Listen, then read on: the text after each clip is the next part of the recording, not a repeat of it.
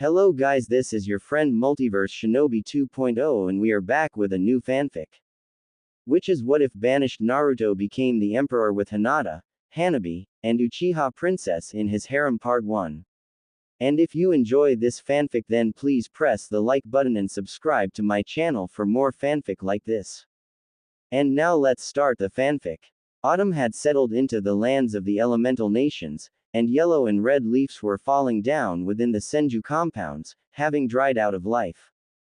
And the only one to watch as they were falling was one of the few occupants of the estate and officially the last of Senju clan alive, Tsunade Senju, former 5th Hokage, or a former active Hokage as she was also known now, who sat outside, a sad and solemn look upon her face, a teacup at her side, and a photo in her hand, a photo of better times, one of the last happy times for her. On that photo was Tsunade with her apprentice Shizune, alongside with Hinata Hyuga and her little sister Hanabi and cousin Neji, flanked by his teammate Tenten and close to Konohamaru, Iruka, Kurenai and Anko, all cheering and congratulating the one and only number 1 unpredictable shinobi of Konoha, Naruto Uzumaki. It was Naruto's 14th birthday, and it was the first one that he had ever celebrated, all because Tsunade had thrown this party in his honor, deciding that the boy deserved to feel happy and loved on the day he was born. Slug Princess didn't expect this, but soon after she had become a Hokage, she grew closer and closer to the blonde boy, taking a role of a mother and caring for Naruto, as well as protecting him from this village. And it was her own initiative to let him have his birthday with the people that he considered his friends. All of the genins and their senseis were invited, as well as friends of Naruto, but only very few had really shown up, with even Naruto's teammates, Sakura and Sasuke, not even paying him a visit, along with Kakashi Hatake, his sensei. Jiraiya didn't come as well, having left without even a word to Naruto or Tsunade, but she knew what his deal was.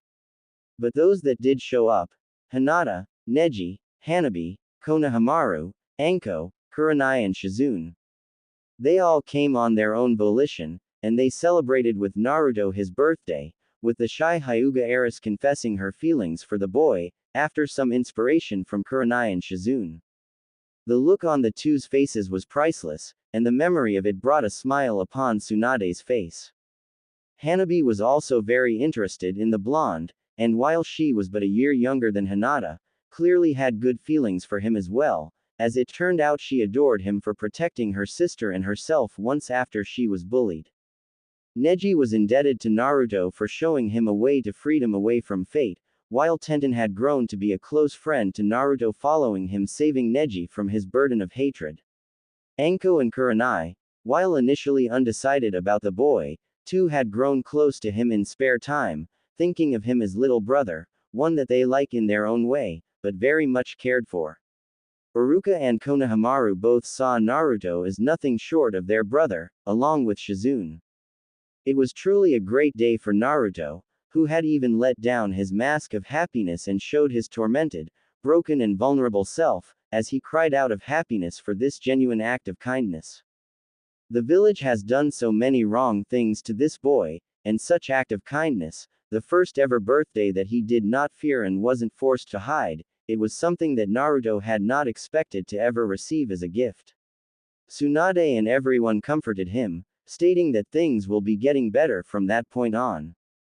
Sadly, they were wrong, as things had gone to worse quickly, as Naruto, having been found guilty of charges of treason, attempted murder and more by Konoha Council, elders and even Daimyo himself, has been banished from Hai no Kuni, stripped of all his honors, ranks, property and more. And all of that simply because he had done his duty and brought back a defector of the leaf, Sasuke Uchiha, unconscious, beaten and subdued, while Naruto was barely even alive, but that didn't matter to Council and Daimyo, who overruled Tsunade, Hyuga clan and some other minor clans that stood by Naruto. No, they wanted him gone at all costs, and merely were merciful enough as to let him live. On the same day as he was released from the hospital, Naruto had left the leaf, taking only what little Tsunade could give him to get by in the world: money, food, cloths, some scrolls. He was quickly followed by those few who had become his true real friends: Hinata, Hanabi, Neji, Tenten and Konohamaru, who had chosen to stand by their true friend instead of following the village that honors traitors instead of loyal shinobi. Uruka, Kurenai and Anko were also compelled to follow them, but had chosen to remain in Konoha, bound by loyalty to it, but now with a great sadness and dull pain in hearts. That was 6 years ago, and no word had come about them in all this time, no rumor or anything, as if they had disappeared and left a great sadness for Tsunade and those few that cherished them. And in these 6 years, many things have changed and some even returned from the shadows of the past. Fourth Hokage, Minato Namikaze, the yellow flash of the leaf, and his wife, Kushina Uzumaki, had re-emerged after 14 years since their supposed death, alongside their daughter Narumi, a twin sister of Naruto and Kushina's mini-clone, and son Menma, both twins of Naruto and true holders of Kyuubi's power. Turns out, their deaths had been carefully orchestrated and the family had went on into hiding, as Minato and Kushina, along with their children holding halves of Kyuubi's power, were prime targets for the man that had unleashed Kyuubi upon Konoha in the first place, and it was clear he wasn't going to rest until he had gotten his hands upon it. Feeling threatened and in danger, Minato made a hard choice with his wife: go into hiding with their children, to train them in controlling the power of Kyuubi, but as to lie to everyone that they were gone, they left Naruto in Konoha, who held the soul of Kyuubi and very little of its true power. The few that knew of this, Sarutobi Hiruzen, elders, council of Konoha, Jiraiya and some others, they swore never to reveal this, even to Tsunade. The day when they all had returned, Konoha celebrated like never before, while Tsunade was furious, livid, and completely mad with anger. Now she understood why Naruto was so poorly cared. Why did council disposed of him, holder of Kyuubi? He was merely a tool, a decoy that had played its part and was disposed of, no longer of any use to Konoha. And his so-called parents were completely fine with that, having long made peace with sacrificing their child for their own good, even if they appeared to be saddened that Naruto was no longer in Konoha, but not even remotely remorseful.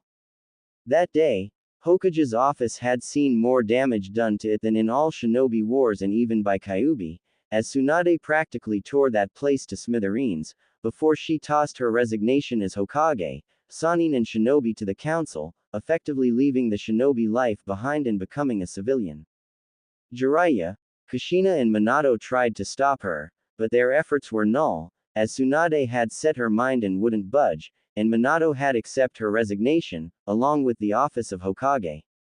And ever since that day, Tsunade watched from the sidelines as Konoha celebrated and praised the hero children of Namikaze and Uzumaki, along with forgetting of Naruto Uzumaki completely. Konoha's youth gradually became Chunins and Jonins, with Sasuke Uchiha being now married to Minato's daughter Narumi, who was instantly charmed by this brooding emo, along with Sakura Haruno in the attempt of restoring clan Uchiha. Menma was soon also married to Ino Yamanaka and a granddaughter of Councillor Kaharu. Tsunade loathed how Konoha, while at its strongest, had seemingly forsaken morality, honor and dignity. Lands of Wave, Suna, Spring and others have turned their back at first from Konoha after hearing of Naruto, but after being pressured by Konoha and practically forced into the alliances, they were again with them, though now nothing more but puppet states. Inside Konoha, things seemed normal and prosperous, but such wasn't the case for everyone. Clan Hyuga, having been one of the few powerful supporters of Naruto Uzumaki, had found themselves on the receiving end of combined scorn of Konoha, for the support of sacrificial pawn and a demon. And the situation within the clan wasn't exactly a stable one either, as the clan had split in between the main house faction, under the leadership of Hyuga elders and their puppet clan heir, and Hiyashi's faction, with practically all of branch members and some of the more progressive Hyuga main branch members included. So far, there haven't been any hostilities, but Hyuga elders, seeing how Hiyashi had lost both of his daughters to demon, were now pushing him aside from his position in favor of a far more traditional Hyuga head. Unbeknownst to most was the fact of Hiyashi letting both of his daughters and nephew go free on their own accord, saving them the fate of being subjugated to caged bird curse mark for the rest of their life. While Tsunade had entered a retirement as a shinobi, Shizune had continued her work in hospital as a medic, and while she was easily the best out there, because of her status as Tsunade's apprentice, she wouldn't be given either promotions or more responsibilities, shot down in favor of more loyal shinobi. Enko Mitarashi was also stuck in her position of Tokubetsu Jonin in IT department, but also being under a constant probation since the return of Minato, same reasons as with Shizune and others. Kurenai has had enough of teaching genins and decided to step down as active Jonin and joined the academy as an instructor, alongside Iruka Yumino, proving to be one of the best and only capable teachers out there, who made sure to train and teach her students what really was needed of future shinobi and not just blind loyalty to Konoha and reverence of Minato. Needless to say, she and Iruka weren't very popular these days among shinobi either. However, recently it has become clear that Kurenai had shifted her ideas about Naruto and his friends more into line of most Konoha. Akatsuki had continued to pose a serious threat for some time, but something had happened to them, as they were now gone, with the last report of their activity coming in just 7 months ago, where it was said that leader of Akatsuki was found dead. Somebody had been hunting Akatsuki down and destroying them, one by one, but by whom? Tsunade had hoped that it was Naruto doing his part in the grand scheme of the world, but there were no clear evidences. The only thing that was clear is that Akatsuki, once one of the most threatening forces in the world, was now gone, and Konoha was at its strongest with the most beloved and powerful Hokage in their history. And Tsunade was one of the few people that still clung to all that Konoha had forgotten, and loathed how ruthless, aggressive and dishonorable this place has become. Tsunade took a sip of her tea, when she heard her apprentice come out of the house and speak to her. Lady Tsunade, there is a man outside. He asks for an audience with you and insists upon it. Shizune said to Tsunade, who simply looked at her with a bored expression and spoke up. Send him off and tell him that I am not in the mood. I don't care if he is even a Hokage or whatever. Tsunade had grown quite spiteful of visits over the years, considering that most of them were those of Kushina, her children and other people that had betrayed Naruto and what True Leaf had stood for. I told him to go away, as you've asked me before, milady, but, Shizune took out of her pocket something and showed it to Tsunade. He had this with him. Shizune handed over the item to Tsunade, which immediately made her eyes go wide and mouth agape. In Tsunade's open palm laid her former necklace, one that she had gifted to Naruto for winning the bet. She knew that there was no other like it and that the only one belonged to Naruto, who had left with it the village. And now, after over 6 years, it once again was in the hands of Tsunade. Her form shook a little, as she instantly stood up and practically stormed the compounds, without even a word to Shizune. She rushed towards the entrance into the estate, desperation and hope both present in her eyes and posture. Could it be him? Could her surrogate son have returned? Or has someone found it upon his dead body and decided to give her the news? Hundreds of suggestions and questions raced through Tsunade's mind, and she stormed right towards the entrance, where she found a young man, dressed in a pseudo-Anbu black wear, with a black coat over it all. He had long black hair, straight and coming down to the beginning of his neck, with 2 bangs on other sides. Tsunade immediately froze in her place, as she recognized the man before her. Itachi, Uchiha, she muttered in shock, with the said man bowing before her. You are alive. What in the world are you doing here, in Konoha? A pleasure to see you as well, Lady Tsunade. Itachi said to her in a polite way. I understand that you have many questions, and I intend to answer them all, but it would be best if you had let inside. I had to drop my henge before you, and I do not wish to be seen, if I can help it. Tsunade stiffened up quite a bit, looking at the man that had slaughtered his own clan, but she knew the true reasons for it, so she let him in, and soon enough, with Shizune joining them, they sat in the guest room. Thank you for receiving me, Lady Tsunade, Shizune-san. I understand that you have questions as to what I am doing here and how did I come across First Hokage's necklace. Start with the latter, Itachi, and if I find out that you had a hand in Naruto's death, Tsunade was practically ready to destroy this man, but Itachi stopped her as he spoke up. You need not to worry, Lady Tsunade. The necklace came to me from its owner himself, Naruto, as he has given it to me, knowing that this will be an adequate argument for you to hear me out, as well as a good opportunity to give you this. Itachi pulled out of his pocket a scroll and gave it to Tsunade.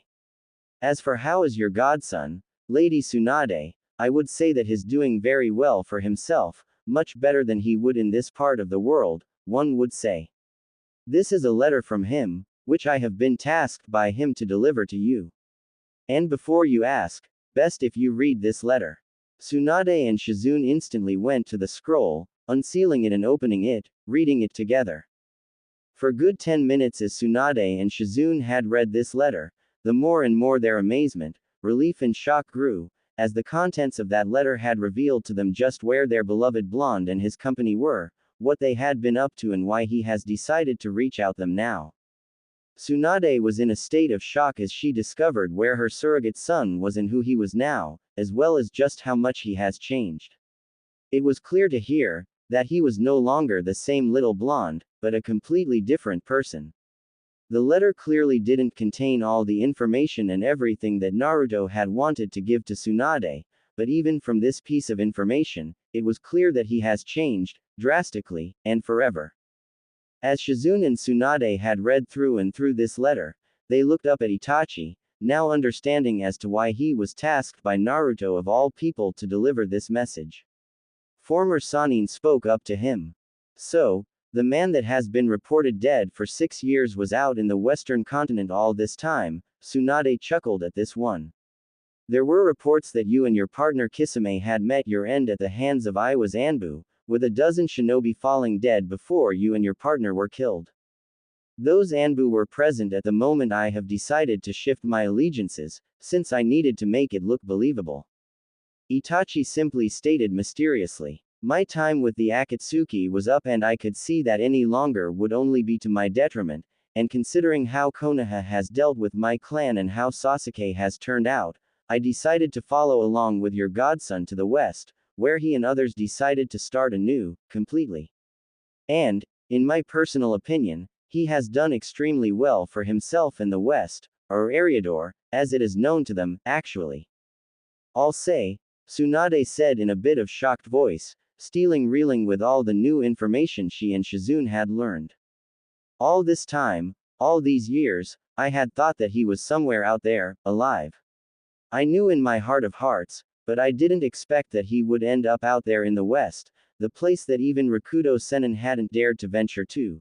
They say that place is a completely different world to elemental nations, and that people there do not even hold chakra there or that monsters populate it. Many of stories are exaggerated to the point of absurdity, while many others hold only bits of truth.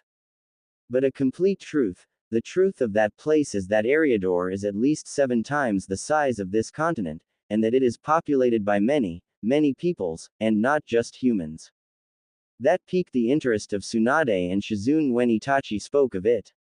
I once thought that world was still a very much unexplored place, but when I and others had gotten there, I understood just how right I truly was. Eriador is the land that is as alien and foreign from elemental nations as it was once hostile and violent. I am sure that you remember that the age of Sengoku had ended not even a century ago and how devastating it was. Yes, it had ravaged lands and countries in its wake, hundreds of clans battling each other just to see who is stronger. Tsunade had stated, and this Eriador is no different. Was, until a year ago that is. Itachi simply said to Tsunade, who nodded to him. Only the scale was much, much greater and numbers were not in hundreds, but coming close to hundreds of thousands at times, with whole nations, kingdoms, even races battling each other, for over 700 years, after the First Empire broke apart. When we first arrived there, it seemed like better would be to simply return, but Naruto, he truly is the most unpredictable man on the face of the world. Instead of fleeing, He stayed and did something that nobody had done before him. He united that land, founding what is now known as Second Numenor Empire there, with himself as its emperor and lord protector of races populating it.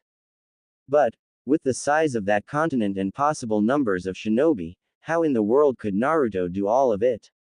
Shizune simply couldn't understand it, with Itachi smiling a little to her. Shizune-san, did I say that there were shinobi out there? Itachi said to her, with Shizune looking shocked, along with Tsunade. In that land, the only shinobi that you could find there, are that had long fled there from our continent, are those that now serve Emperor as his secret, shadow defenders. There are no samurai either, not like ours. Things are completely and utterly different out in Eriador, and as for how Naruto has managed to do it all, he merely did what he always did best: rally the people, inspire and give them hope for better, show them that there is a better way of life. He casted aside such things as nationality, race, kingdom or nation, introducing a simple, yet powerful and mighty concept, a rally call for all, one Eriador. One Numenor, one nation for all, equal and just. I can assure, it had taken a great deal of persuasion, trials and tribulations, but with each battle fought and won, king, count, tyrant and more slain and surrendered, with each new ally, those words became the echoing soul of new empire. An empire, to which the emperor now wishes to welcome you, Lady Tsunade and Shizune-san, as well as a few others, those that have given him hope for the better tomorrow. Tsunade and Shizune looked shocked at Itachi, who merely smiled to them. He is well aware of what has been going on in this part of the world, and he offers you too, as well as Anko Mitarashi, Uruka Yumino, Hiyashi Hyuga, along with his clansmen a place within the empire, as well as completing whatever conditions you may have for the living in there. As you may understand, being the sovereign of an empire as vast as his, he is capable of quite much. Tsunade and Shizune exchanged the looks, thinking about it all for a few minutes and trying to decide whether they would be willing to venture out into this unknown or not.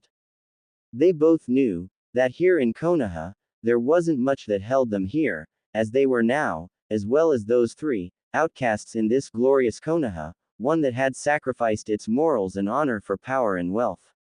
A place that honored traitors and cowards over heroes. Truly, the Konoha that Tsunade and Shizune once knew is dead and out there in Eriador. Maybe. Tell me, what are Naruto's overall objectives with this continent and Konoha, Itachi? Tsunade asked of him, with Itachi simply answering to her.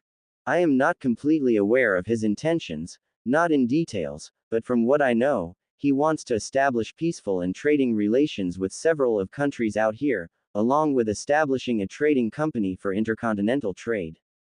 He wishes to establish a connection between West and East, but he does not want war with either of nations, nor will he permit for anything that poses a threat to Numenor Empire to exist.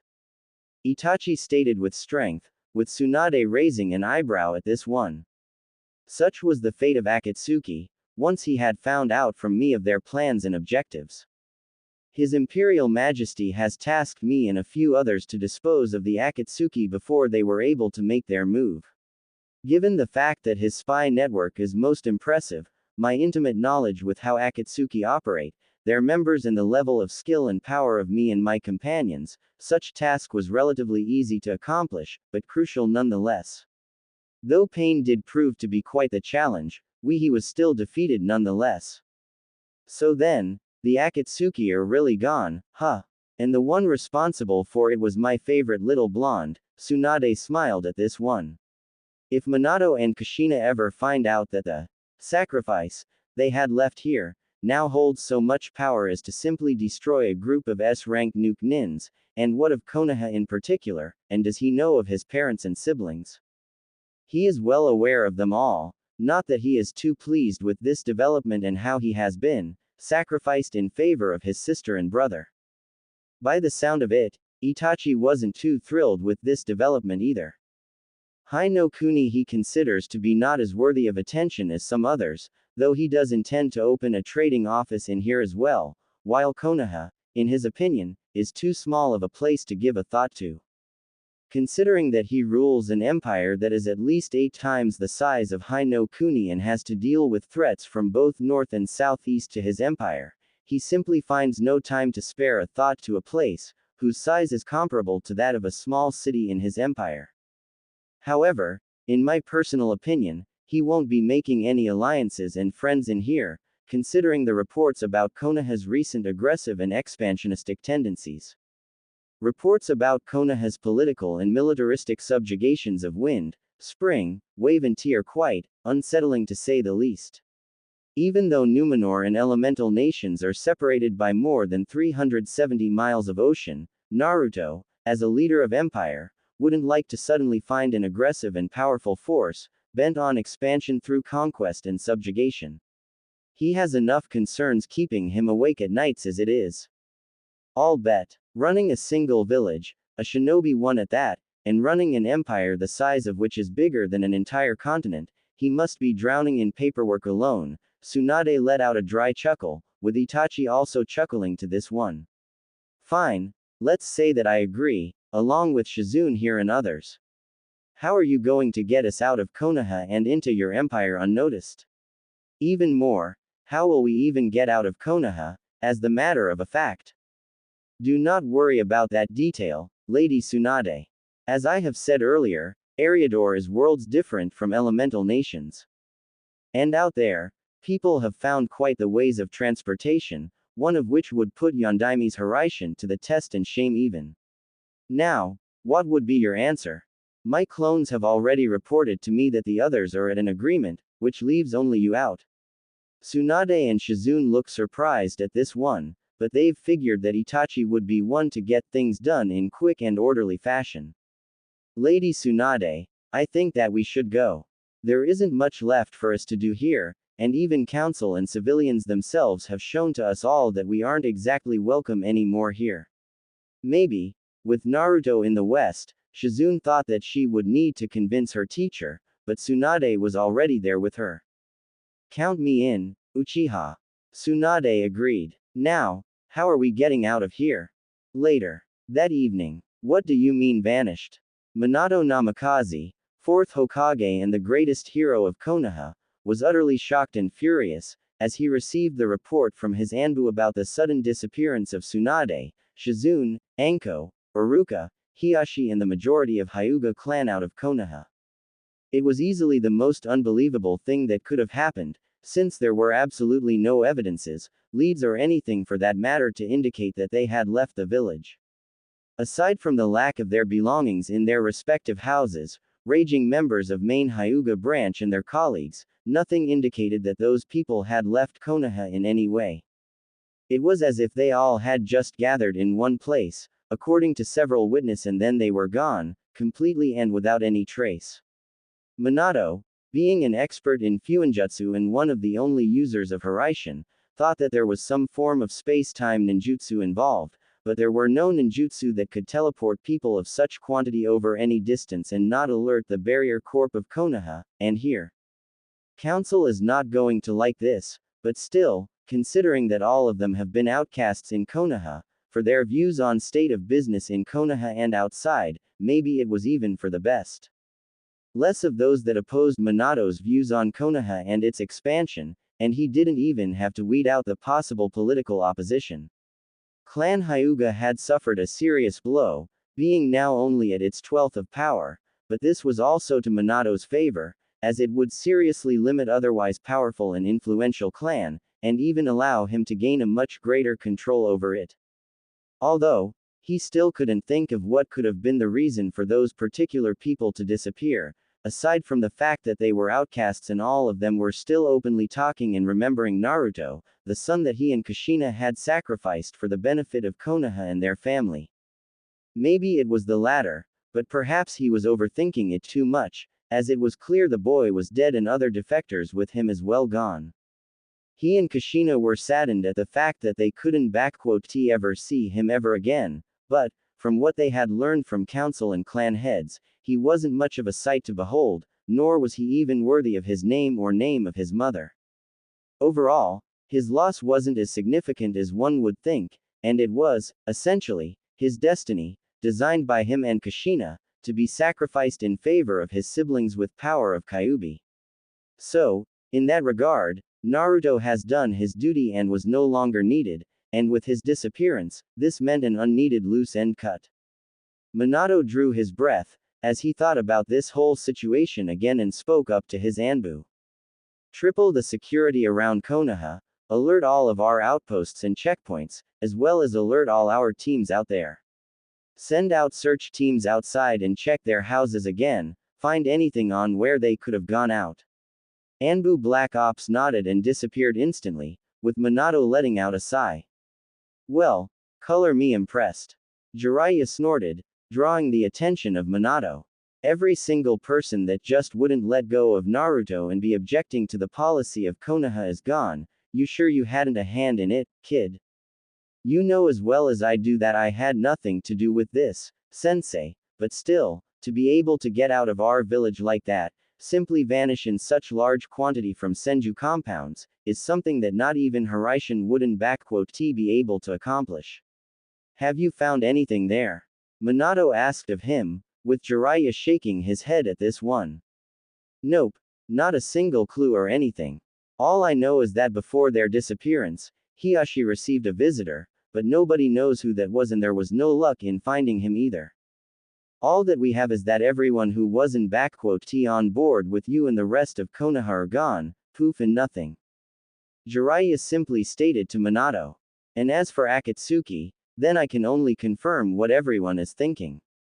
They are gone, dead and killed by someone who had hunted them down.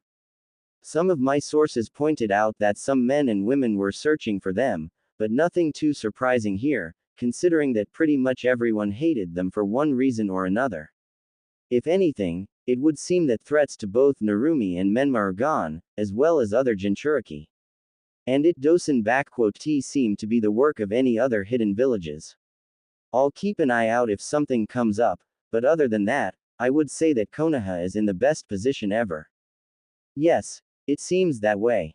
Minato agreed. Now all that we need to do is keep the hold over other lands and get rid of Orochimaru for good. By the way, how are things with Kiri, any progress? Not much has changed there, kid, but it does seem like rebels are going to win for sure. Jiraiya stated to Minato, who nodded to him. Perhaps, now's the best time to expand the will of fire upon the Mizu no Kuni. Maybe, thought it would be best to first consult Daimyo and inform him of this window of opportunity. Plus give him time to select a proper candidate for the position of Mizu Daimyo. Minato chuckled a little, standing up and looking out at Konoha from the window. Looks like the prophecy is sure to come true soon enough. Eternal peace under Konoha's rule, with Menma's and Narumi's children to live in there and rule it. Yeah, kid, it sure is going to come sooner than later. Well, I'll be off now. Time to see what nice material I can get in hot springs. And with that, Jiraiya had disappeared from the office, leaving Minato to his own thoughts. First, second and third Hokage, I hope that you are watching over me and Konoha right now. Soon enough, the will of fire will become dominant in the elemental nations, and once all that had defied it have embraced it, nothing will stop the shinobi from truly taking over the control and command of a unified land. A single nation under a single cage, without any daimyo to pull the strings, a true peace. Minato smiled to this thought, the thought of a world where shinobi were truly in power, with will of fire connecting them all together.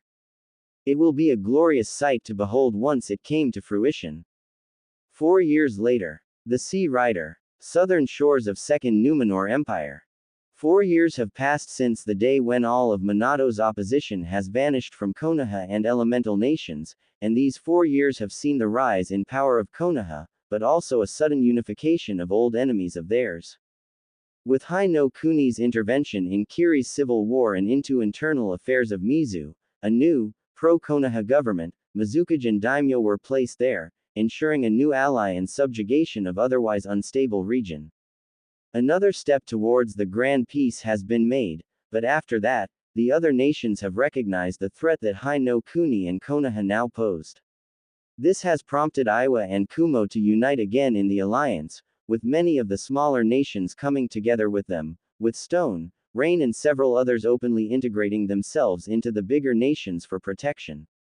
With wind and water being effectively puppets of fire, daimyos of earth and lightning understood the threat and allied themselves, along with Odo no Kuni and Odogakure, still led by Orochimaru, who was now a lesser evil and threat, when opposed to aggressive and powerful Konoha and its fourth Hokage. It was clear to everyone that a new great shinobi war wasn't far away, and it could risk becoming the biggest one yet, with tens of thousands dying this time, possibly even hundreds of thousands. And everyone was preparing for it, but nobody was ready to throw the first punch. And as if the stroke of fate itself, a great famine had hit the elemental nations, sweeping through the countries and leaving entire nations without food and starving, lasting for 2 years. Especially badly were hit the countries of Northern Alliance, the union between Odo, Kumo and Iwa, with famine, plagues and illnesses taking the lives of over 1/6 of populations in each country, including invaluable shinobi forces. This would have been a perfect time for Konoha to strike, but they also had succumbed to its effects, with great casualties among populace and shinobi. Suno was especially badly hit, with 1/4 of its population dying and Land of Wind practically becoming desolate and filled with corpses of dead. Kiri and Mizu were hit lesser than most, but because of Konoha confiscating the resources and food from there, casualties were still extremely high from food shortages and lack of resources. Konoha may have not declared war, but it took many resources from nations that needed it to sustain itself, leading it to suffer less than others combined. This had only intensified the hatred for Konoha in all of elemental nations, as Hai no Kuni now was starting to become a major global threat to peace. Somewhere in the middle of a great famine, out of nowhere, across all of elemental nations, a new trading company emerged, which had quickly monopolized trading business through the sea and across nations. The Phoenix Trading Company, a company with hundreds of ships loaded with goods, resources and more from none other than the elusive, mysterious and even mythical Western continent, and an empire that now dominated there, the Second Numenor Empire. The revelation, that out in the West, lies a nation so powerful and mighty, that it has called itself an empire, has shook the elemental nations to the core. A completely new, unknown and yet extremely powerful player in global scheme of things, it has completely changed the balance of the world. From what traders and officials of Phoenix Company told daimyos and Cage, the empire had no interest in invading and attacking their lands, instead opting to opening trading, economic and diplomatic relations, with nations welcome to send their envoys and diplomats to establish official relations with empire. Daimyo of Fire had initially shrugged it all off, thinking of it being not worthy of his attentions. However, the situation changed when reports came in that lands of Iron, Sound, Lightning had sent their official diplomats, envoys and even managed to establish embassies in the capital of the empire, Numenor City. The news of this, along with apparent rumors that that emperor has been sending humanitarian help to the nations of Northern Alliance, helping them recover from the Great Famine, have infuriated Daimyo and he demanded an immediate envoy and diplomatic mission to Empire from Konoha, with demands for opening a direct trade, a consulate and abolishment of trade with all of Northern Alliance, as well as the demand for humanitarian help from Empire as well. For this mission, Daimyo decided to send Minato himself, along with Konoha's elders and some of his officials. Minato, Konoha's elders, his wife, son and daughter with their spouses, along with Sasuke, Sakura, Jiraiya, Asuma Sarutobi and Kurenai Uehi, Kakashi Hatake, Might Guy, Shikamaru Nara, Kiba Inuzuka, Rock Lee, and Daimyo's officials, accompanied by a squad of Anbu Black Ops, were now on board of Sea Rider, heading towards the Numenor city and were due to arrive within a week, having departed almost 2 weeks ago already. As Minato and Kushina stood on the deck, they looked out towards the shore, noticing how amidst the green fields, forests and more, was a completely black, desolate and empty place. And out there in the middle, ruins of what seemed to be a small city or big fortress stood still black and smoking. A distinct smell of fire, ashes, blood and death was sensed even here, unnerving the couple, when the captain came up and spoke to them. "Ah, you sense it too. Captain, a tall and strong black-haired man with a short beard, came close to the edge and looked out to the destroyed keep. 5 years have passed, and that place still reeks of death and fire. Not even years after that slaughter did the smell and remains of House Latrua disappear in the wind. Fucking traitorous bastards, every single one of them. Hope they rot in hell after what they did. You sound like you've been there before, Captain. Minato noted out, with Captain nodding his head. Care to tell us what had happened out there? Yes, I've been there, commanding the 17th Marksman Brigade, under command of the Emperor. My brigade has fought at his side throughout all of battles in the entirety of the Great War, from first battle at Pinewood Ridge to the Battle of Sirens Keep, which you see out there, and what remains of it. Captain said to them, surprising the Hokage and his wife, along with other passengers that were close to them on the deck. Once one of the oldest and most powerful citadels in all of Numenor, now a reminder of Emperor's justice and vengeance, as well as the example to all those that dare break their vows and laws of men.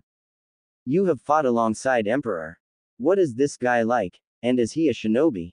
And just what did he do that place and what happened there? Without much of tact, Menma instantly asked of Captain. From the looks of it, he had pulled out some crazy jutsu upon the people out there to make it look like hell without flames. Don't know jack about those jutsu of yours and don't care for 'em, and as for those shinobi business, the Emperor is not an assassin or spy. What he is, however, is a man of greatness, forged in fire and blood of great war, driven and determined with a purpose and idea of uniting the land you see out there into one single entity. Captain said with respect and pride. I remember the day when I first laid eyes upon him, an apprentice to then Lord and ruler of Numenor, Uther Pendragon. None of us thought much of him, but soon enough, that blonde lad had led us in battle against Meretian Kingdom to the east, and it was probably then when all of us saw not just another one noble knight and paladin, but someone who could unite this land into one. One Eriador, one Numenor, one nation for all, equal and just. Those were his words, and they resonated with all our hearts and souls, and it wasn't long, till he began to prove that he was indeed making it a reality. Once an apprentice turned into a paladin, and soon into a lord, and then a unifier and selected emperor, first one since the fall of Ravenheart dynasty 700 years ago. Adopted into Pendragon as a son of Uther, he made due on his promise to bring peace and prosperity to this land, to unite its fighting kingdoms, races and defeat the threats that had terrorized the populace. And that he did, through the might of sword, strength of the light, magic, inspiration, diplomacy and personal example. In 5 years, he has done all of that, and people of Numenor proclaimed him their emperor, chosen by all races as their lord protector and sovereign. Captain said with greatest pride and smile. You ask of me what that man is, lad. The emperor is the man that has made a hopeless dream into the reality, shattering old hatreds and grudges in favor of unity, common good and prosperity of people. In his eyes, no race is greater or lesser before others, and he made into reality. He is the man for whom I would gladly lay down my life and be proud to stand by his side again. The words of Captain were listened carefully and with intentions by others. Nobody in the High no Kuni had known much about the emperor of this land and what kind of a person he really was. However, from the way this man spoke, with respect, honor and pride present in his voice, it was clear as day that the emperor was someone who held utmost loyalty of his people. A powerful warrior and paladin, whatever that meant, as well as a military and political genius, to have been able to unite this enormous land under his rule, if Konoha were to secure not just a trading treaty, but an alliance with him, get his armies and fleets for themselves, then elemental nations would fall without any chance before Minato and Konoha. How old would this emperor actually be, if you do not mind telling us? Koharu asked of him. From what we heard, he is pretty young, younger than our daimyo and Hokage. And what had actually happened there? The emperor is around 25 years old by now, and even though he is young, he is a bloody great man. Captain looked towards the ruins of a keep again. And as for Siren's Keep, House of Latrua was one of the few remaining independent houses to join the empire, and they had sent a message that they are willing to accept an envoy and emperor's official diplomat to sign the Treaty of Unity. When the envoy had arrived, with them was one of emperor's most trusted persons. His first consort and wife, a kind, gentle and good woman. A dream for any man, Latrua had pulled out a feast for the envoy and consort, after which they had slaughtered them, and in act of spite, arrogance and pride, they sent the corpses back to Emperor, with a reply on his offer. Emperor, at the time, was in Northwest, dealing with Ironborn raiders, but when he received the bodies and learned what Latrua had done to his diplomats and his consort, never, anyone had ever seen him so furious and mad. A fury that eclipsed even the anger of dragons. Captain recalled the moment. Within a fortnight, he marched to the Siren-S keep, bringing with him the full might and armies of the Empire, over 300,000 men, women, warriors, paladins, knights, mages, even dragons. All of that might against some 30,000 peasant soldiers and 4,000 knights. The Emperor offered the peasants to lay down their arms and knights to surrender, which they all did, but to Latrua he offered no surrender or capitulation. They had violated sacred laws of hospitality, honor, and had killed his wife and consort. He gave us all a simple, yet clear order: destroy them. And that we did. Wait, you mean that your emperor commands literal dragons? Like those flying giant green snakes and everything? You've got to be shitting us here, old man. Kiba exclaimed, with Captain and his crew glaring at him. I mean, come on, dragons are just fantasy stories, nothing more.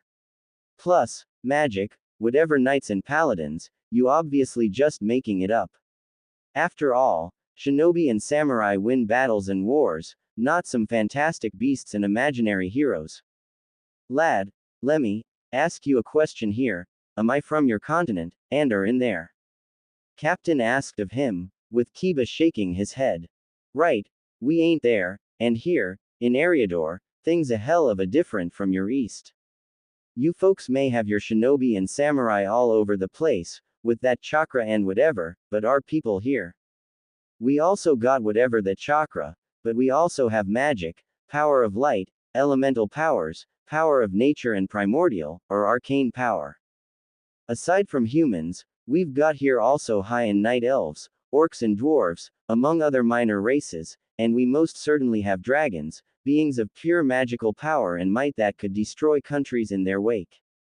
And our empress, may light protect her, is a bloody dragon, the black dragon queen of black flight, Semiramis. And before you ask, dragons can turn into beings of other races to blend in, and she, along with her black flight, is one of the reasons why our emperor has united this land, as she has joined him in his quest, as this was her own desire to see the land united too. These powers, all these races and even dragons, we knew that things could be different here, but to think that are more races here, and there is different kinds of chakra. Quote. Minato's mind raced at what he had just heard.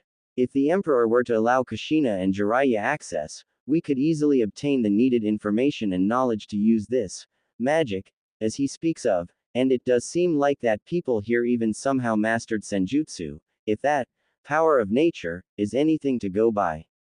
And in return to this, maybe we could offer him our knowledge of chakra and perhaps a political marriage, since Captain has mentioned that Emperor has multiple consorts. A bloodline member, perhaps someone from Nara clan or Yamanaka clan, to sway Emperor in our favor for good and promote Konoha's interests. Yes, that definitely would work. So, these lands hold a great variety of sources of power and even dragons, all of this must belong to Konoha and put to use for it. Danzo already thought about his own plans. Once we reach the capital, using Koto Amatsukami on the Emperor will be child's play and Konoha's positions shall be unrivaled. The resources of this land will also work for the betterment of Konoha, just like all those other villages and nations now do. And with the might of Numenor Empire and its vast resources, nothing will stop Konoha from rising above the petty and weak daimyos and claiming its rightful place as world's true empire. If he had an entire army of such powerful beings, he should have just let them do all the work. Had it been me, an Uchiha, I would have had united this land in no time, with such an army, worthy of true elite. Sasuke arrogantly stated, with Captain looking incredulous at him. If those dragons are as powerful as you say, then by using them, this emperor of yours should have long burned away those that dared opposing him. I certainly would have. You, and Uchiha, Captain asked of him, with Sasuke arrogantly nodding to him. There are Uchihas in the east as well. I thought they had long killed each other, considering what some of my Uchiha friends had told me about M. Wait, you mean that there are Uchihas here in the west? Minato asked, with Danzo and Sasuke picking this up. You must be joking. The only Uchiha that there is alive is Sasuke Uchiha, my son-in-law. Well, maybe he's the one alive out in the east, but here in Eriador, Clan Uchiha is one of the 3 all-out shinobi clans. They had arrived here some 200 years, being outcasts that broke away from those warmongers, and settled on this continent. They don't rule much of land, but they have a small city of Kyotai on the coast north of Numenor and a couple of villages under their rule. Captain stated, with Sasuke listening to it with clear interest. Nice folks those Uchihas, friendly and not irksome and prideful like this eastern variant of them, but damn if they aren't some of the bloody fiercest and strongest warriors I had seen in my life. A single Uchiha is worth a squad of good cavaliers, but an Uchiha with their Sharingan on, and a true Mangekyo as they call their strongest, no wonder that they had managed to hold of 4 bordering them kingdoms, until Emperor and Semiramis had convinced them to join in. Now, they are amongst the most loyal of Emperor's warriors and backbone of his Shadow Guard, and one of M is even a member of Imperial Royal Guard, 12 best of the best warriors in all of land and Emperor's personal bodyguards. An Uchiha clan out here, and ruling over a city and villages, they must be those forsaken traitors that had been exiled in Sengoku period. Sasuke recalled with arrogance. No matter. Those weaklings are no true Uchiha elite like I am, but even so, they may be useful. They must be reminded who is their true leader and whom they must serve. Sasuke already was picturing himself a loyal and obedient army of Sharingan users, with him in the lead, as he spoke up. Those Uchihas you speak of are but a filth and dirt, when compared to the true elite like me, man. They had been exiled so that they may not weaken my clan with their fickleness and misery. Uchihas out here in the west, and possibly with eternal Mangekyo Sharingan in great numbers, such power must belong in Konoha, not some backwater empire like that. Perhaps it is time for the stray dogs to return home. Danzo thought to himself, already making plans on using these new Uchihas for himself. You know, lad, I've seen M in battle, and I can tell that even one without a Sharingan, LL tear you a new one, and their head, Makoto Uchiha, is amongst the most powerful men in Eriador, known as Wraith of Numenor. Even Emperor himself hasn't been able to defeat him in a duel, and that man has defeated some of the strongest creatures and people I know of. Captain said with disdain to Sasuke, who only seemed to be getting more arrogant by the minute. And as for that keep, that was the only time Emperor had unleashed dragons in open battle, since before they only were protecting borders of their own nesting places in Numenor, but here, Semiramis herself led the attack and she along with 10 more dragons had burned to the ground that keep, with the entire house of nobles in there. After it was over, Emperor ordered to burn the land that belonged to those people, salted and drain the wells, rivers and lakes out there as well, with all the forest being cut down. This was as how he dealt with traitors and those that dared to betray his trust. Captain turned to the stunned public. The Emperor may wish and do only best for Numenor and all its people and races, but that doesn't mean he is weak or indecisive. Betray his trust, hurt those that he cares for, or threaten the people of his land, and nothing will stop him from making those that dared to do it pay with their lives. Keep that in mind, Konoha people, since he has long heard of you and knows what and who you are to him. From the way this guy speaks, sounds to me like those dragons are pretty much like Biju, but only far more numerous and intelligent, and their strongest is the Empress. If they were capable of leveling that place uninhabitable in number just 11 dragons, and there are possibly more of them, then it is obvious that angering Emperor is the last thing to do. Shikamaru has made conclusions in his mind about it all. Still, a separate Uchiha clan out here, with their own lands and serving to Emperor, Sasuke will no doubt try to show off his authority to them, and Hokage might even try convincing them to return to Konoha, but I highly doubt that they'll want to go back to elemental nations at this point. After all, here they have like a small country of their own, and there, man, even though this is troublesome, come to think of it, the noble clans of Konoha aren't even half as revered and politically powerful as the noble clans in capital, makes you wonder of a few things. Uchiha clan of the West, and possibly with members holding Mangekyo Sharingan, I recall reading of exiles from Uchiha clan that disappeared, but now it seems they've been doing quite well for themselves here. With the Sasuke now the only Uchiha in Konoha, convincing even a portion of these Uchihas of West to come home to Konoha could prove to be another turning point in Konoha's path to victory. Minato was already seeing an opportunity of having more Uchihas in Konoha, fighting for the will of fire. You've said that Uchihas were one of the shinobi clans out there, what are the other two? Council Homura asked of Captain. Oh, the other two. Well, the second one is Uzumaki clan, who are situated on Isle of Kai, northwest of here and close to Kyoto. Kushina widened her eyes at this one, as did others. And the other one had arrived here just some 4 years or so, the Hyuga clan, situated in Numenor City directly. Those Uzumaki fellas are pretty hot-headed, but also real tough and sturdy, plus loyal to a fault, being out from the east, having fled it after they were betrayed by their allies and having settled close to Uchihas, and nowadays those two clans are pretty much inseparable. My dear wife Rinko is actually one of them and she works in Ministry of Trade and Exchange. They were actually among the first to join the emperor and his cause, apparently recognizing him as one of their own or something. That's impossible. My clan, the Uzumaki clan, it was destroyed during the war. I saw how the island of Whirlpool burned from the ship I stood on. Kushina shouted out at Captain, who shrugs it off. Rinko did tell me that lots of her clan mates died during the attack on her original home, but about half of clan made it out here and settled in close to Uchihas. Captain simply states to Kushina and others. You can ask the head of Uzumaki clan and a wife to Makoto Uchiha, Kaoru Uzumaki about it all. She is also in Numenor, representing it there. Kushina stiffened up when she heard that name. Kaoru, my little sister. Kushina was in shock at hearing this name.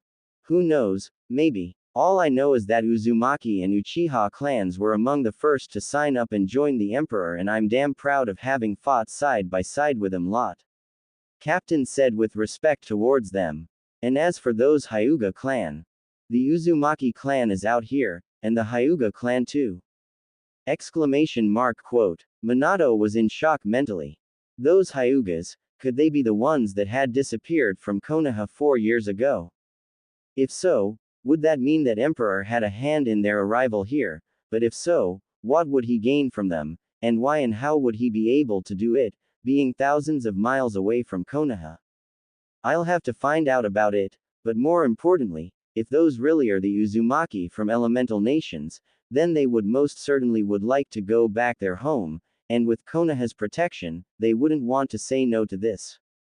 Plus, they weren't here as long as Uchihas, so not much of roots have taken place here, and there ought to be those that remember Kushina as the heiress to clan, and she could effectively take control. And if we are lucky, the Uchihas will follow, since they are so close to each other as it seems. Emperor wouldn't have much saying in the internal matters of clan, so there is that. This is going to be a very fruitful embassy. The Hyuga clan is a clan of Konoha, and those must be the deserters and traitors that fled it years ago. Koharu spat at the mention of them. The emperor will need to give those traitors back to Konoha, so that we may punish them, or else I might just throw you lot out in the ocean for sharks and nagas to feed upon. Captain was deadly serious, as he and his crewmates were all loyal to their sovereign, surprising Konoha delegates. The Emperor T bound to you, Konoha people, and as sure as hell ain't obligated to do anything, and if I hear even a word of threat towards, I am and his family, you can bet your asses will be out of my ship in no time. Trust me, I and my men here, we all served and fought alongside him, and we will fight and protect him even in peace." In confirmation to the captain's words, people rallied closer to him, standing near him and in clear readiness to execute his order to throw these people off their ship. "Of course, we understand, and apologies for our rashness. We are just surprised that one of Konoha's clans would end up all the way in here. That is all." Minato had tried to defuse the situation, with Captain simply answering it. "Don't know much, but rumor has it that those Hyuga clan weren't very much welcomed in your lands, so Emperor offered them and a few other people place in here. The council and Hokage were surprised to hear of it. From what I know, Clan Hyuga have been more or less integrating into police force of Numenor, but most of them some that are into trade, farming and diplomacy, with their heiress, Lady Hanabi Pendragon, being Emperor's consort and head of foreign affairs and diplomatic relations. Ah, if only Lady Hinata could vase seen her sister now." When the name of Hanabi came up, and then one of Hinata, everyone's eyes went wide and shocked, for it meant that they, and possibly Naruto, could have survived here. Hanabi Hyuga is alive, and she's even a consort to Emperor. Wait, what was it about her sister Hinata just now? Did she like those other friends of the fox demon die out here, or did they make here all? Sakura asked of Captain, who glared at the Pinkett. "You better watch your mouth, girlie," Captain simply said to her. "The fox demon and his friends, as you call 'em, are nothing short of legends and heroes of our empire. Each and every one of 'em have made sure to bring order and stability upon this land, standing as Emperor's closest allies and friends, and all but one had lived through it all. Lady Hanabi Pendragon, Emperor's consort and diplomat, voice of peace and reason in matters of politics, and one who had brought in night elves through negotiations and peaceful integration. She is Emperor's voice, and nobles, elves, even orcs respect her wisdom and shrewd mind on things. Gabriel Windrunner, or as he called himself Konohamaru, and whatever else, adopted brother to Emperor and his closest friend, Emperor's hand and one of two most trusted and powerful, after Emperor and Empress, people in Empire, his will-bearer and closest of advisors. He stood by Emperor's side through the entire war and is even a brother-in-law to him, for he is married to a younger sister of one Emperor's consorts. It is from his hands have I been gifted with this." Captain unsheathed his saber, gilded in gold and silver, made of steel of moon coloring. Honorary weapon, crafted in Steelhorn, dwarven capital, with Emperor's own name upon it, congratulating me for my services. Neji Hyuga, Empire's finest master of hand-to-hand combat and founder of Gentle Storm School, a school of his personal style of combat, with which he had defeated in single combat 5 of best Kingsguards of Varichia's kingdom, known for their elite warriors, serves as Emperor's personal bodyguard. Lady Tenten Hyuga, wife to Neji Hyuga and Empress personal guard and mistress of 100 weapons, who single-handedly dealt a killing blow to a chieftain of Aben Axe Orcs, stands as Empress personal guard. And then, Captain let out a saddened sigh, as he looked out at the burned grounds. Then there was Lady Hinata Hyuga, gentle and kind lady, who believed in peace and unity even more than Emperor at times. She was a warrior, but she was able to stop wars with just words and gentle grace, and Latrua had spitted on it all, when they butchered her with such cruelty and savagery, that when her body was brought to the Emperor, the keep we stayed in had shook at the cries of rage and anguish. The only time when anyone had seen Emperor so defeated and weak was at that day. Lady Hinata was loved by all of us, elves, dragons, dwarves, soldiers, peasants, nobles, you name it. But none loved her more than Emperor, for what Latrua had done to her, he made them pay, every single one of them. Captain again turned to the people around him and spoke up. Before ya all ask, everyone in here and there on continent have heard their tale and how they left the east, alongside the so-called fox demon you call him. So a word of advice. You try and insult them or the man they followed, be ready to pay with your lives for this. They are legends, heroes, and have earned the love of this land and its people, and none more so than Naruto Uzumaki. Captain saw deep surprise upon the faces of Konoha shinobi and counselors at a mention of this name. I think I'm done talking. Time to check up on the maps. Wait. Just tell us, is our son, I mean Naruto, okay? Kushina asked of him, with Narumi and Menma, who didn't even consider their long-lost sibling for a brother, wondered why she even bothered. You speak so highly of his friends, but what of him? Him. Oh, he is well, I assure you, and he has played the most crucial role in all of this. Without him, there wouldn't be an emperor or the empire to begin with. Don't worry, sure when you get in capital, you'll get to see him and you'll learn what he has been up to. Captain simply stated in a mysterious manner, returning to his quarters, while everyone had their own thoughts about it all. Naruto is still alive, and it appears like he is Emperor's most trusted man, alongside Hiruzen's grandson, or however he calls himself. He may've left the shinobi world, but like Sensei likes to say, you can't take a shinobi out of a man. Minato simply thought as he was calculating what he would do. With Naruto and his friends so close to seats of power, it would be easy for them to convince the Emperor and Empress of what needs to be done for the good of Konoha. All I need to do is show Naruto that his family is ready except him, so I'll need to talk to him. He may be a little mad, but he is sure to listen and understand what is best for his family, him and everyone. And if he is close to Uzumaki and Uchiha's there, then all the more reason for him to get back to Konoha. My son, even though your services for Konoha were no longer in need, you still can bring what is best for Konoha out of this situation. Perhaps there was more to you than I originally thought, beyond of your initial destiny. Naruto, Kaoru, my clan, my family is still alive and is out here, in the west. Kushina thought to herself. All this time they were here, on foreign land and away from their true home. Don't worry, my son, sister, once I'm there, I'll beat that emperor to a pulp, but I will get you and our clan back home, Databane. So the Dobi is still alive and is close to that weakling of an emperor. Figures that losers will stick together. But all this talk about Uchiha is here in the west and the empress. She must be very powerful for a dragon, and to command my clan into battle. Perhaps if I show her the true power of an elite Uchiha, she'll see that her weak husband is worthless and I'll have myself not just a powerful matriarch of Uchiha clan, but a full empire to rule, and not be a husband to these two bitches, Sasuke thought to himself evilly. So, Naruto is actually an empire, and seems to have been contributing a lot to its creation. Looks like the lessons he has learned from me did get him far, though it is a shame that he had abandoned, apparently, shinobi way. Oh well, Kakashi thought to himself about Naruto, before he went to his book. That Gaki is still kicking, and is close to the imperial family. Oh ho, I think I just find my own new goldmine for my next book. If the rumors among men are true about the beauty of the consorts and empress, I'm sure he has missed me, and if I promise to patch things with Minato and Kushina, he'll do anything I ask for it, no doubt. Jiraiya already had a perverted smile upon his face and thoughts racing through his skull. Konohamaru, you've probably grown so much over these years, and to become an aide and right-hand man to Emperor.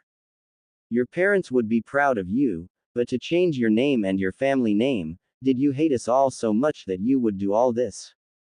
Foolish boy, it was all done for the betterment of Konoha, and you've turned your back to it all, even smirching yourself with this name Gabriel. I hope I get to see what you have become, Maru, and tell you, how much you've dishonored yourself with all this. Asuma, with a mix of sadness, fury and anger, thought to himself, as he planned to teach his nephew a lesson of loyalty once he saw him. Hinata, I had hoped that we would again meet, so that I could embrace, but, I am sorry I wasn't there for you, my girl. And I hope that the Emperor had loved with all his heart, not like that idiot Naruto Uzumaki. Kurenai thought with sadness when she heard of her apprentice's death. Neji, Tenten, it shames me as your teammate that your fires of youth have left our youthful village, but, now that I know how high you risen, I shall prove to you that I have not been falling back and that my flames of youth remain the strongest as always. You just wait when I prove it to you in a spar, with Guy-sensei at our side again. Rock Lee was already having his flames on in his eyes.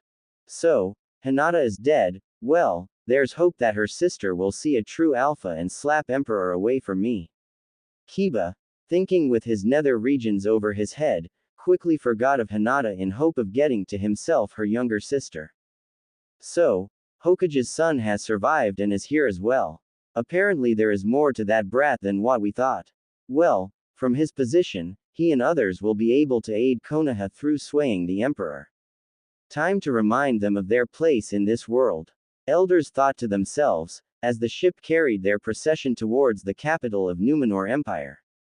4 days later, Numenor City, a glorious and monumental site of a great and might city, surrounded thick white walls, large enough for 2 wagons to stand side by side and ride, with walls as high as some of the mountains, with towers reaching even higher. And they surrounded a giant city, brimming with white, gold, silver and more, with life brimming in there, heard even at ships still a couple of miles away. The size of Numenor City was astonishing, bigger than the capital of Hai no Kuni, possibly even larger than all of Konoha with its training grounds. All made of white stone, with gilded metals in it, and the roads into city seemed to be filled with travelers, civilians, travelers and more. Konoha delegation looked at it all with a mix of awe, shock and even envy.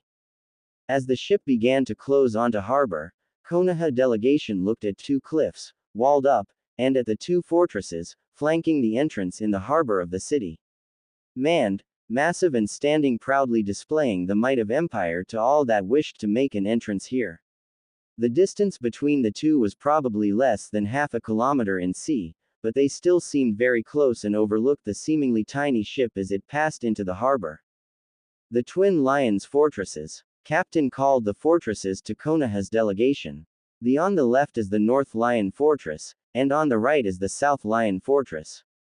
Imposing, ain't they? Each has a garrison of a brigade worth of men, and is armed with 80 cannons on each, all loaded, primed and waiting for whatever poor sod decides to escape or force his entrance into the harbor. About 40 of those dwarven killing machines are looking at us right now. Why would someone build such massive structures, if there are no catapults? And what are those cannons you speak of?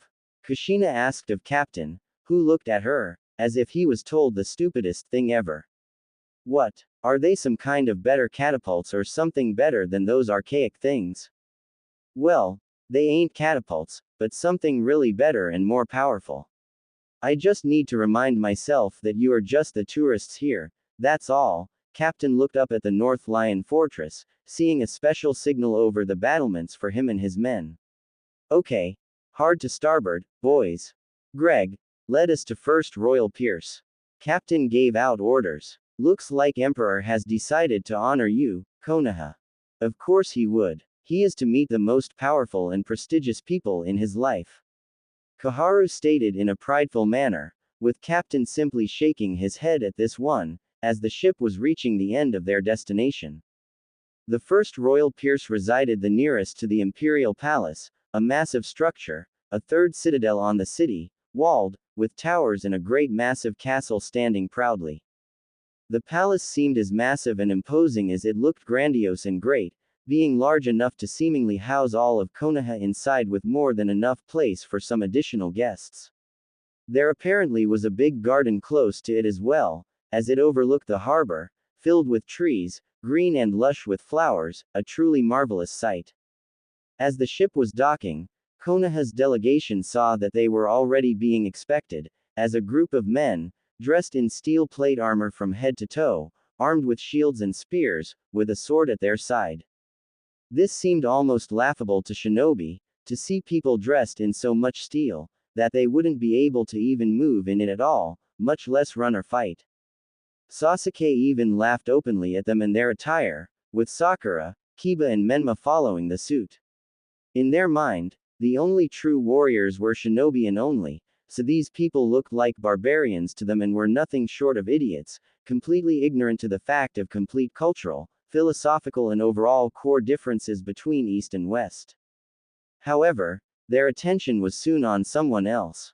Namely, 3 persons that stood behind the soldiers, who formed up into two lines and made a passage between them for the delegation. The first one was a young, beautiful woman, dressed in white and violet long, tight dress with the violet pattern on her skirts and waist. Her figurine was one that would leave men dazed for days, with impressive bust, shown through the cleavage of her dress, long beautiful neck, wide hips and beautiful face, adorned with a small silver tiara with sapphire adorning her forehead, complemented with long flowing black hair, with two bangs on each side, and pale Hyuga eyes. Next to her stood a tall, handsome man with brown short hair, blue eyes, strong masculine build, bearing resemblance to Asuma, though a distant one. His dress was one of a plated white and golden armor, made in a form of scales of a dragon, covering his shoulders, waist, arms and legs, with scale and chain mails in between the gaps. On his back rested a long great sword, with a golden hilt in form of a dragon's head. And next to him stood someone that ladies of Konoha instantly grew jealous with, adding her to the Hyuga standing near her. It was a young, very beautiful woman, with grace and unparalleled attractiveness. Dressed in leather and chainmail armor, with a tabard over her waist, she still drew in envious sights, as her face was without any defect, with unnaturally blue eyes, long, as if whiskers of a cat, brows, and long, pointy ears. She, as they all recalled from descriptions of Captain, was a high elf, and apparently a warrior, with two short swords on her hips and bow in her hand with arrows in a quiver. As Konoha's delegation disembarked and came close to the three, they bowed lightly to them, before a Hyuga girl spoke to them. Lord Hokage, ambassadors, honorable guests from Konoha, their imperial majesties welcome you to Numenor City and our empire. I am Hanabi Pendragon, imperial head diplomat and ambassador, lady consort and their majesties' personal representative in foreign lands. Hanabi introduced herself with grace and respect, hiding away her personal feelings so well that none could tell. Allow me to introduce you Lord Gabriel Windrunner, Emperor's Hand and High Lord of Dundane and his wife, Lady Verisa Windrunner, Ranger General of Dundane and Lady Commander of City Guard. Said persons nodded, with Asuma not managing to hold it in him and speak up. Lord Gabriel, is that how you call yourself these days, Konohamaru? Asuma spoke out with contempt, with Kurenai already trying to stop her husband from ending this diplomatic mission before it began. Abandoning your honorable name, our clan name and even fornicating with some, inhuman here, all after running away from what has been given to you, your parents, my father, and everyone in Konoha, they would be ashamed of you. Hello to you as well, Asuma. I hear that you and Kurenai have married and are with a child now. I wish you and your child the best of blessings. Konohamaru, no, Gabriel replied politely with a strong and powerful voice, seemingly not even fazed by the insults towards him and his wife. However, Asuma, do recall that you stand on a foreign land, and you just had the gall to insult not just an honorable woman, but a decorated war hero, one of the great heroines of Empire, and my wife. Considering that you are new here, I will allow this to slide, but apologies are most certainly in order. With each word, Gabriel's voice grew in power and strength, and by the end even Minato and Jiraiya almost shook at instant fear. Asuma Sarutobi, please keep in mind, that unlike in elemental nations, Eriador is populated by more than just human race. And within Numenor Empire, insults and violence of racial and national nature are prohibited and punishable. Hanabi took word, making a point before Konoha. If the offended party wishes, you shall be incarcerated and trialed. You may be a part of diplomatic envoy, but you are neither a member of foreign government, participant in negotiations from your daimyo, nor you are a persona with special privileges, so you are granted no diplomatic immunity, therefore once you are arrested, there will be trialed, I assure you. Asuma, please do not harden our work here and apologize. Minato commanded, with Asuma, growling, spoke up. I apologize for my earlier words, Lady Verisa. I have not assumed that there were other races, aside the human ones. Asuma grumbled out, with Verisa accepting it. I accept your apologies on my behalf, Asuma Sarutobi, but I would watch your mouth, if I were you. You will find that emperor and empire as a whole holds no kindness towards, narrow-minded and ill-mouthed. Verisa said in an insulted and cold manner. Should I find you insulting my husband one more time, guards and shackles shall become the least of your concerns. And for your information, insulting hand of the emperor is equal to insulting emperor himself. Asuma paled a little bit, as did the others at this one, while guardsmen were seemingly on the ready to apprehend them all. Now, Verisa, no need to scare away our guests. There'll be plenty of time and more appropriate places for that soon enough. Gabriel chuckled, before he spoke up in an official tone. Our emperor and empress are glad that you have arrived safely and hope that you are ready to present your propositions and officially introduce yourselves before them in the court. Me, Lady Hanabi and my dear wife shall escort to the palace and throne room, if you are prepared. Yes, that would be lovely. Minato agreed with the others, as they began to move towards the palace. I must admit, Konohamaru, you have grown into a very fine man. From the looks at you, it is almost impossible to see a once young brash child that used to challenge Hiruzen on daily occasion for the Hokage's hat. Koharu said with a small smile, with Verisa glaring a little at her. It is a shame that you others have dishonored yourselves and abandoned your true home and duties before Konoha. Your grandfather would be greatly ashamed of you right now, she said with admonishment, with Gabriel not even budging at this one. Counselor Koharu, I believe that we are long past the point of nitpicking and nostalgia guilt. And for your general information, I go by Gabriel now, not Konohamaru, a name bestowed upon me and by High Bishop after I had converted into Light's Fate, and a name I am proud of. Gabriel reminded them all. My past name and previous deeds have remained in the East, whereas here I have made myself my own name and fame. And considering the fact that Hand of the Emperor and High Lord of Dundane are a higher in hierarchy, when compared to Hokage, I believe I have surpassed general assumptions and expectations of my persona. And what do these two titles mean, Windrunner or whatever you call yourself? Sasuke asked arrogantly, earning a glare from Verisa. And does this elf wife of yours know that there are finer men from East, when compared to you?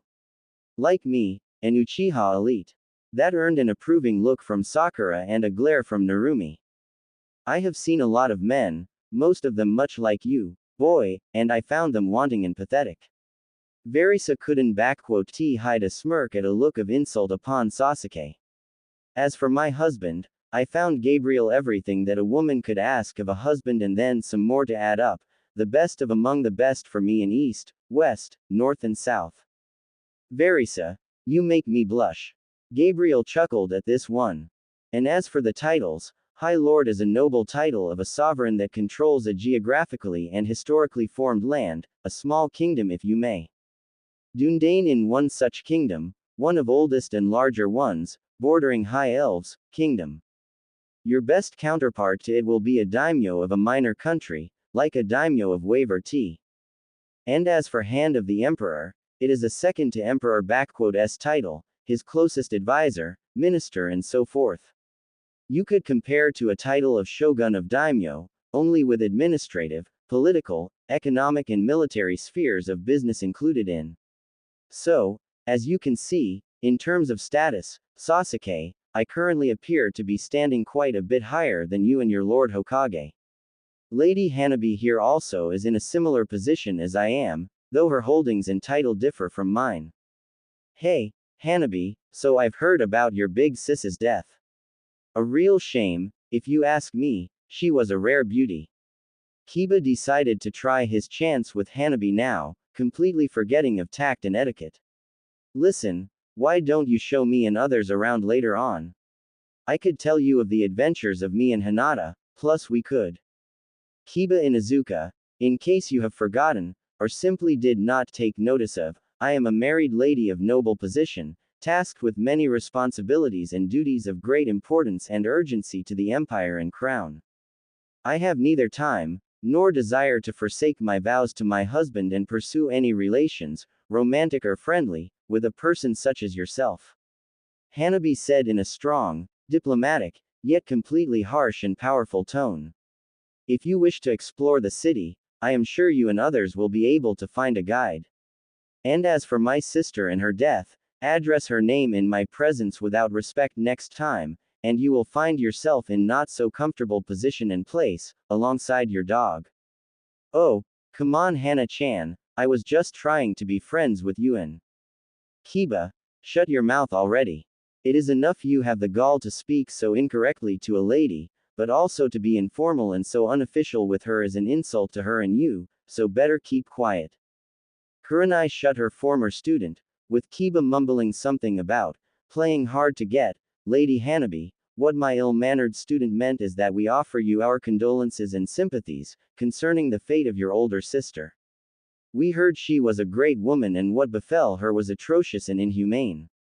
I personally sorry for what had happened to her as well. She was like a little sister to me. Kurenai spoke in a diplomatic way, with Hanabi responding. Thank you for your words, Kurenai. My sister always spoke only the best of you as well, and even here, she continued to follow your example, solving matters in less violent and more humane manner, as you've taught her. Hanabi said to Kurenai in a softer way. I am yet to match her in art of diplomacy, but I believe that her spirit is still with us, and protects me and our husband. I always thought that your sister was crushing on that idiot Naruto, practically being in love with him, but not to same extent as I and Sasuke-kun. Sakura said without any tact, getting glared by Verisa, only with far more hatred in it. Did that dumb fool run off for someone better, leaving her for this emperor guy or something? Though, with the way she dressed and how fat she was, only someone who simply pitied her would even hold her hand and. Lord Hokage, if you do not mind, please gag this woman before I send an arrow through her skull for these words. Verisa couldn't take someone insulting either Hinata or Naruto, as she stopped and turned towards Sakura, with Gabriel also looking stressed. I have seen harpies with more compassion, and those creatures are among the foulest I had seen. You say another word about Hinata, Naruto or about their relations, and I'll personally throw you in dungeons, but not before silencing you for life. Wah, do you even know who I am, you pointy-eared? Suddenly Hanabi raised her hand, waved it, as a white-blue glow escaped it, and Sakura suddenly became silenced, unable to say a word or anything, with the entire Konoha's procession shocked at what had happened. Thank you, Hanabi. Another word from her, and this would be the shortest diplomatic mission in history. Verisa thanked her friend, while Jiraiya voiced everyone's question. What was that? Some kind of handless jutsu, or a fuinjutsu, but I didn't feel any chakra flowing here. Jiraiya spoke up, with Hanabi speaking up. What you have witnessed is what people of Numenor refer to as magic, an arcane magic to be more precise. I have a certain degree of mastery over magical arts, so I am capable of manipulating it into spells, conjurations and other forms. Hanabi informed them all. A silencing spell shall keep Sakura quiet for as long as I wish. Unlike in elemental nations, Eriador and its inhabitants possess a greater variety in sources of power, with chakra and senjutsu being only two of them here. Such arts are, however, highly protected and prohibited from learning by their respective mentors and trainers by foreigners that do not possess emperors and empress allowance for this. I believe it is understandable that my lieges would not want to destabilize political world through carelessness and cause international conflicts and wars. So do not expect to be allowed to learn anything of magic and its variations, as well as other sources of power. And I warn you, theft of material concerning those subjects, unsanctioned training in those arts by foreigners and other transgressions of similar character are punishable by death. This goes for you especially, Kakashi Hatake and Sasuke Uchiha. Gabriel looked at an insulted man and angered Uchiha. Your reputation and the fact of you possessing Sharingan are well known here, so watch your step. Unlike Konoha and Hai no Kuni, law and judgment affect all without acceptations, elites are not. The group had reached the palace's gates, with them opening up and letting them go further by a grand hall, until they reached the throne room. The throne room was every bit as great as it could have been, with high ceiling, large open area with tables, seats, chairs and pillars, on which hung the banners of the empire's subjects and domains, as well as empire's sigil, a golden lion's head on a blue field. The hall was filled with lords, ladies, elves, dwarves and even some orcs, who drew most of the attention from Konoha, with their green and dark brown skins, astonishingly strong builds, great heights and barbarian-like appearances. They reminded them of legends of Oni, only now they were made flesh. Not locking eyes on them for too long, Konoha proceeded ahead towards the two thrones, one white and made in fashion of lions and the other black and made in fashion of dragons, elevated by 10 steps above the floor level, with the black one being already occupied. In it sat a young, very beautiful black-haired woman, with long hair, with golden eyes, pointy ears much like Verisa. She wore black and gold dress, reaching to her ankles, tightly hugging her superb waist, large bust and most impressive figurine. She had an aura and looks of regality, a woman of truest power in every sense. Near her stood a young attractive woman with brown hair, made into a braid behind, dressed in a black and golden Chinese-style dress, with armored gloves and bracelets, standing near the Empress and ready to strike if needed. It was clearly Tenten, but now she was grown and very different. The elevated thrones and podium on which they stood was also surrounded by 11 men and women, all differing, yet powerful in each and every one of them, with weapons and armors of their own choosing. Humans, elves high and night, dwarf and even an orc among them, men and women, hiding away their faces and not. It was clearly the Imperial Royal Guard, which now separated the podium from 3 Easterners, ambassadors that were in talks with the Empress. Minato and others recognized them as ambassadors of Kumo, Iwa and Odo, with Kabuto Yakushi representing Odo here. Your Excellencies, it pleases me and my husband to know that your respective nations are recovering from the devastating effects of plagues and famine. Empress addressed the ambassadors. People of Numenor have heard of the blight that befell your lands, and of countless lives lost. I hope that our assistance in combating the aftermath of this horror has been successful and that soon your countries shall thrive and prosper in peace and stability. Your Imperial Majesty, no words can express how much Kumo and Iwa appreciate the kindness and help you and Emperor have given us. Your humanitarian help, grain, food, medicaments and resources have saved our countries from another deadly winter. Our daimyos have instructed me to offer you his sincerest gratitude and sends you and your husband this gift. Ambassador from Kumo motioned his men to bring forth 4 crates, which were filled with silver and platinum ingots. Our countries are mountainous and are rich in ores, but poorer in plains and fertile lands, so fields with grain and forests with wood worth more than these ingots of silver and platinum. We offer them as our sign of gratitude and to demonstrate that your kindness and gifts have not been forgotten and exploited for nothing.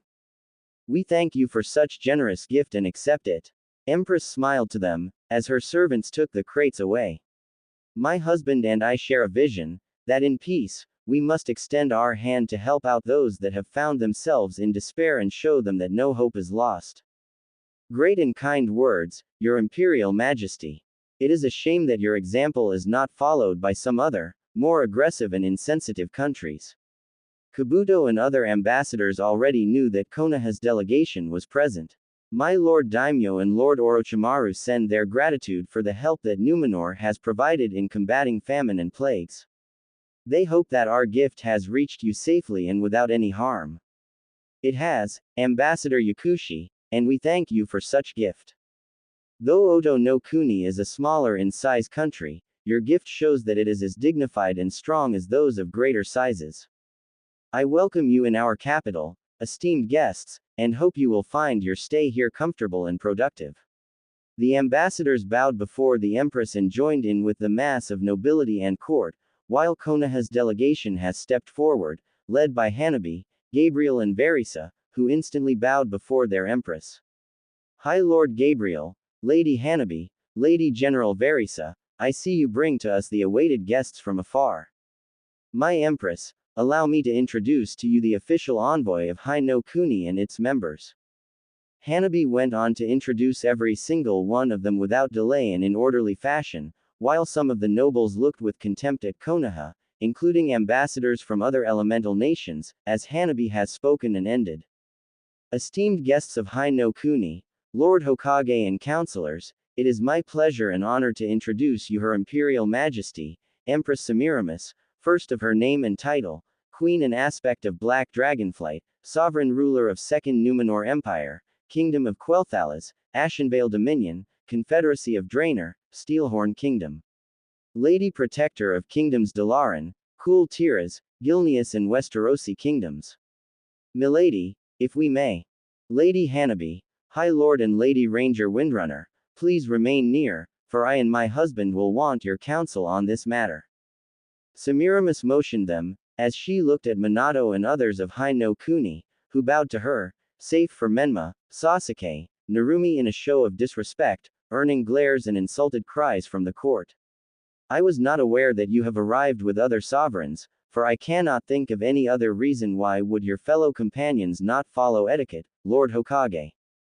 Menma, Sasuke, Narumi, bow before her, now. Minato ordered them, and they reluctantly did so before he spoke in an official and diplomatic way. Forgive us, Your Imperial Majesty, they were simply too dazed by your appearance and the aura of power you possess.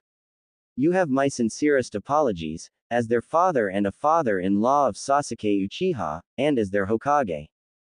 I have heard of Clan Uchiha of the East, and of Sasuke Uchiha in particular from my closest friends and advisors. Empress saw how Sasuke rose up arrogantly, smirking at her, to which Empress simply scoffed at. Apparently, the stories I have heard do bear truth, for it is said that Clan Uchiha of the East has succumbed to just one, having been exterminated for their misdeed and arrogance. You are wrong. My clan was betrayed by my own brother, Itachi Uchiha, whom I shall hunt down and kill in order to avenge my fallen clan, for only an Uchiha can best another one of his blood. Sasuke arrogantly stated, and I have heard, that you harbor within your realm criminals and exiles of my clan, who cowardly left their rightful place and ran away. I demand that you turn them into me, Empress Semiramis, for I am true Uchiha and someone who is far more worthy of both leading them, and your empire with you. Sasuke smirked, as an echoing shocked gasp from ladies was heard, as well as cries of anger and fury from others, but a single raised palm from Semiramis was enough to silence all. I see that you are fond of bad jests, Sasuke Uchiha. I hope that you improve your sense of humor, for if such declaration repeats itself, I shall see to it that your shoulders become lighter, with the removal of your head. Inhabitants of Eriador and Numenor Empire in particular are not fond of foul and bad-tasted jokes, unlike in Hai no Kuni, apparently. Semiramis said in a strong fashion, as Sasuke simply scoffed at it. Now then, Lord Hokage, to what do we owe yours and your entourage's presence?